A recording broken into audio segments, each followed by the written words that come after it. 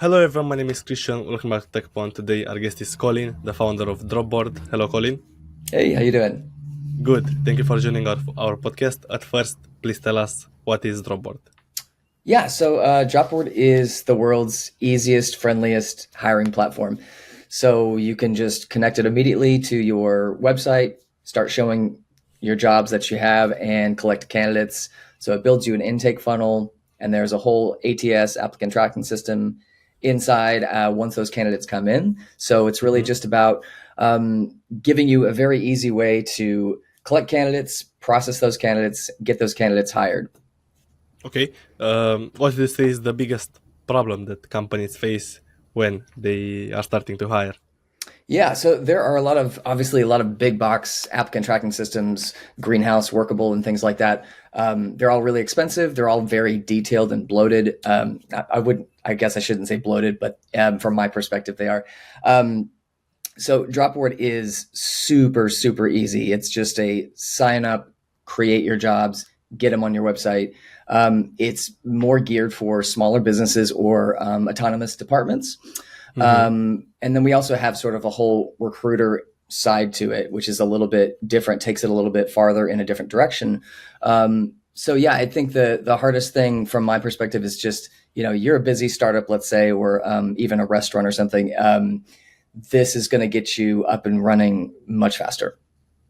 Do you have a certain industries that you target, or it can be used by any business? I guess you prefer smaller businesses and, as you said, independent departments. Yeah, so it definitely works better for the smaller businesses who aren't trying to integrate payroll and all these other aspects of it. So yeah, it works great for brick and mortar businesses. It works really well for startups. It works really well for recruiters, and then we also have sort of a one of our customer personas is job board entrepreneurs who aren't themselves doing the hiring, but they are creating a platform for other companies to hire on their platform, and then they monetize that. So we have a couple different ways that you can use it. Okay, great to hear. Can you walk through the features of the platform? Sure. Yeah. So the easiest, kind of the snappiest feature really is injecting the jobs into your own careers page. So, Hmm. one thing that you can do is just take a script and it goes in your website. It's a one-time install. And then from there on, any jobs that you post into Dropboard, they're going to show right in your website. And not only do they show in your website, but you have all sorts of branding options, customizations you can make to get that looking well. And then candidates can apply while they're on your page. So, think about candidates looking for jobs. Let's just pick a startup, for example. And one of the first things you're going to do is check out their about page, their careers page, to see what kind of a company you're getting involved with. Um, Yes. and and then you're going to be able to apply directly inside that website without leaving the site, no pop-ups or anything like that. It's just a slide up panel. And then that's a customized form. So you can ask them any kind of questions pertinent to the jobs that you have that you may want to collect a portfolio file upload, for instance, or multiple choice questions. And then that candidate's going to be able to submit that. And then immediately you're going to get a PDF of their resume, whatever format they submitted in. We'll convert it for you, give you a really nice digestible email of everything they submitted. But then they're also inside the applicant tracking system. So you can then drag them through these customizable stages that you've set up. So that's one of the things I think is really fun is setting up your hiring workflow to match exactly what you want to do. And you can even change that per job. So if you have like a senior job, maybe you have more interviews in the steps. Or if you have a junior job, maybe you have more assessments. All right. And being able to drag a candidate into those stages and then have an email template automatically queued up, ready to fire off to schedule that interview or send them the assessment. And then we have a lot of integrations with like Zapier, or if you want to do your own, you could roll your own. So when a candidate lands into one of those stages, maybe you can actually set up a Zoom call with them or whatever you need to do, and then communicate that back into Dropboard, like saving assessment results. And then everybody in your team gets these really nice candidate views of everybody. Yes. And all of this is in a really well-priced package. So it's very affordable for any kind of small business. And do you also post the jobs on multiple websites like LinkedIn or other recruiting jobs, or is it only for the internal use of the website? Yeah, so for right now, it's only for candidate intake on your website. But that is something we definitely have targeted. We're getting a lot of requests for it. Yeah, And it will I be can something that imagine. we move to Yeah, for sure. absolutely. Super. And how does it work for recruiters? So, Yeah. yeah, Yeah, basically, it takes all that in-house hiring that I sort of just mentioned, and it adds this just other layer onto it where you're managing your clients as well. So mm, you can post jobs for your clients. So if you're a solo recruiter, you might be using Dropboard without even them knowing about it. You're just managing all your like a clients, all CRM. their like a CRM. Yep. Yeah, But you can also take it one step further and create a branded experience for you or your agency, and then your clients can actually log in. They get a slimmed down version of Dropboard that's completely branded for you, where they can post jobs, they can review the candidates. So you may be running it for them, and they can come in and see their candidates, move their candidates through the workflows, and that really gives you that branded power. To you're offering them a real service at that point, and then you can even put restrictions on them. So if you do want to have them pay for certain number of jobs or however you want to monetize that, you can put those limits with Dropboard. nice. Super. And how does the pricing work for Dropboard? Can you Yeah, share? so it's very affordable. So Dropboard is $10 a month basically on our starter plan, and that's the really bare bones of it. That's just really putting jobs in your site and then getting those via email when candidates apply, and that's really geared towards the brick and mortar smaller businesses. And then at the business level, that's $20 a month. These are all in yearly terms, and at that point, you get all the applicant tracking system features. You get everything. And if you want to invite more of your team on there, it's just $19 a month per user. And then at that recruiter level, where you're maybe managing a whole job board or managing multiple clients, it's $29 a month per user. And then it's $4 a month for each client member that you add. Nice, super well thought. Great. And I'm curious to know how you started the company and how did you come up with Yeah. the idea for this? Because I think it's Yeah. a great opportunity and there are a lot of, as you said, complicated systems. And for SMBs, you need something super simple, clean, helpful, and to provide a lot of value for them because Yeah. they don't want to spend months in integrating the software and getting to know the software. So I think it's a great opportunity. Yeah, exactly. So in my former life, I co-founded a company called Mailshake, and that did really well. It's a marketing platform for email campaigns and sales teams. And after leaving that company, I wanted to start something new. So I decided to create a YouTube series where I was going to just from scratch with zero ideas, let's build a startup just from the ground up.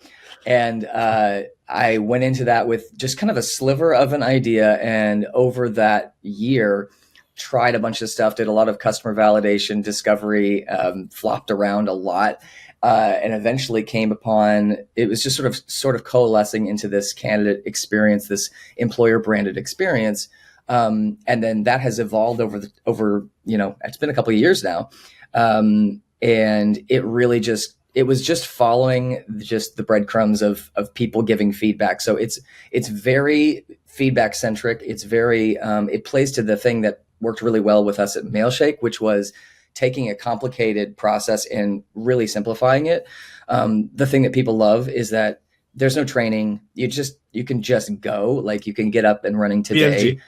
Yes, very, very easy. And then also being there to help people, we're really, really focused on that. So we're very consumer centric, customer centric. And it's just that's why we call it a friendly platform, because it's not just Yeah. friendly, user friendly, it's also friendly on the support side.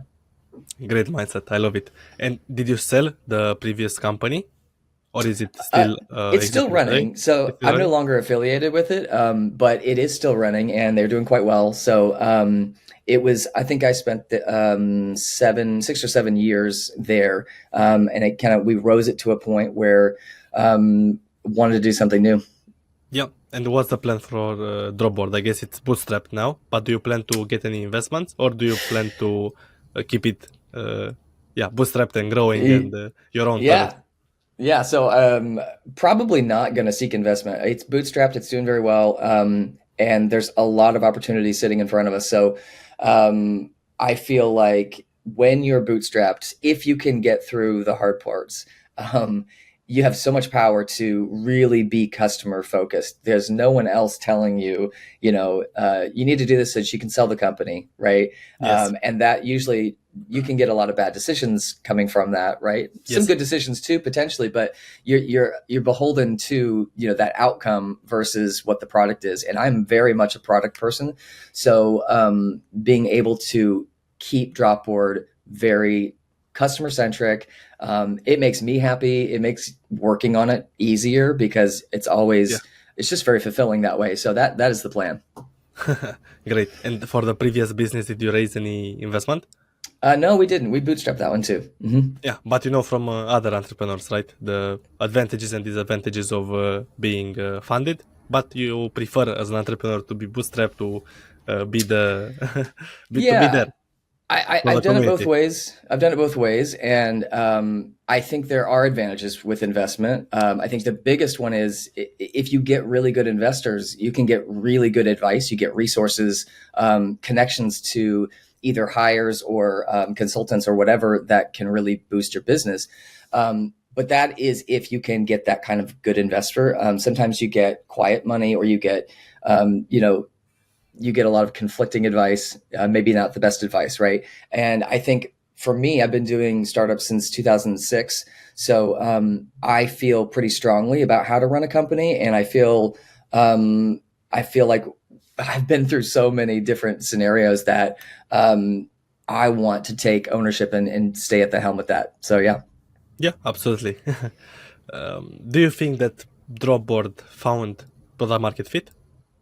Yes, definitely. I think that was part of this journey I was telling you about when I started my YouTube series, was just um, you know taking these steps and these experiments and being fully ready to accept when something doesn't work and just move to the next thing. I think that's one of the things I've gotten really good at with startups is being super honest about how things are going. And if Yes. I don't see something hooking, then instead of beating my head with a hammer, let's focus on what is working. And I think the years of process that Dropboard has taken has carved out a very clean path, and we feel very good about the space that we're in, the direction we're moving, and everything feels really natural at this point, which is a really great place to be for a product that has a lot of depth potential to it, because you want to invest once you've really found that product market fit. Yeah.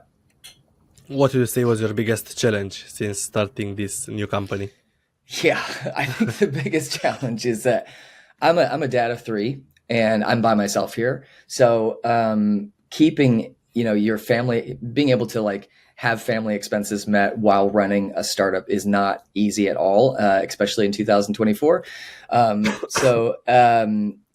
That's basically balancing all of that is has been the challenge. I've had a lot of co-founders in the past, and I think they can bring a lot to the table. And I love it when you meet somebody that's just is great. But it's also possible to do it alone. It is a challenge. It is, but there are also a lot of successful stories Yeah. for solo founders, so this is appreciated. Um, how did you find the first customers? How do you get the initial traction? I guess this was also one of the subjects on the YouTube channel because, yeah, this is the Yeah. hardest part, right? To It have is the hardest part. somebody else believe into your vision. Yes, the first dollar is definitely the hardest one, because somebody actually took the time to open their wallet and say, "I want this." So for Dropboard, that was on the Wix platform. Mhm. So because Dropboard is something you can put on your site to show jobs, it made it a very natural idea for an experiment to try some of the low code, no code website builders like Wix and see if we could inject ourselves there. And that's where it took off. So basically, we have an app in the Wix marketplace. It's Yes. a simplified version of Dropboard. It's not nearly as complete as the full version that you can get on dropboardhq.com. But That is where we found the first dollar. And that made a lot of sense because small businesses use Wix, generally less technical. And that gave us that feedback of like, okay, this is our target market, or this is the beginning of our target market. Yep. Amazing. So app marketplaces, it'd be a great advice for entrepreneurs.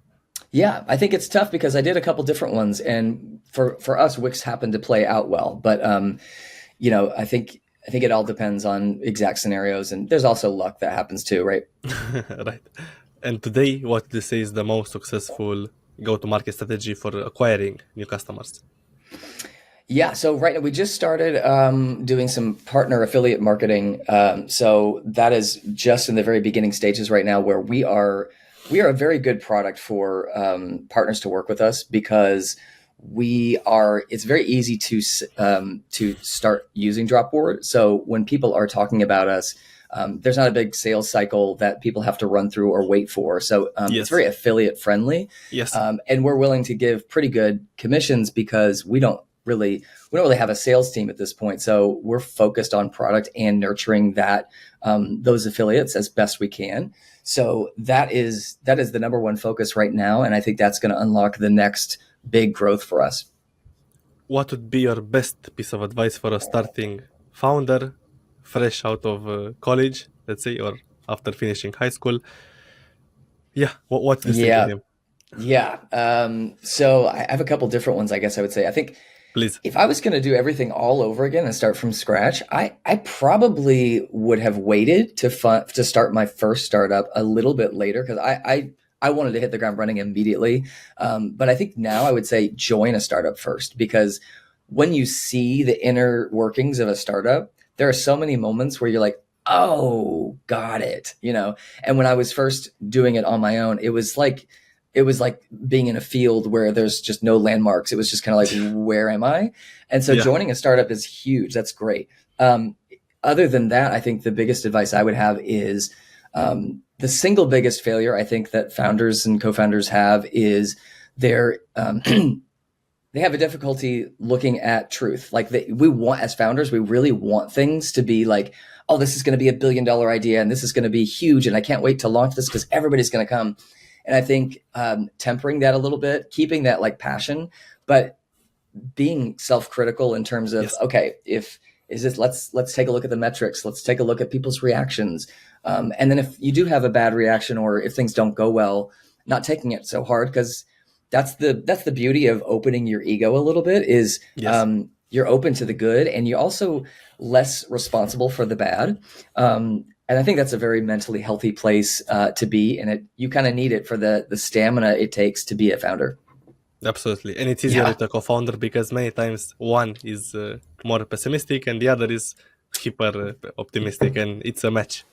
That's very true. I think just like any relationship, when you kind of have this balancing effect that always seems to happen. Like when somebody's really worried, it makes you really calm in some ways. So I think a co-founder is great if you can find somebody who's at your level of dedication. That's the challenge. Yes. I think when you find a co-founder who's not quite into it as much as you are, that's a real problem. That's very, very, I mean, it's a marriage. You can't get out of it. It's something that you have to be in with that person. So you have to be careful, but you got to try things, because I think everything I've done in my entire career has been a jump of the last thing. It's always, there's this chain of events. So even if you fail, you're setting yourself up for the next best thing.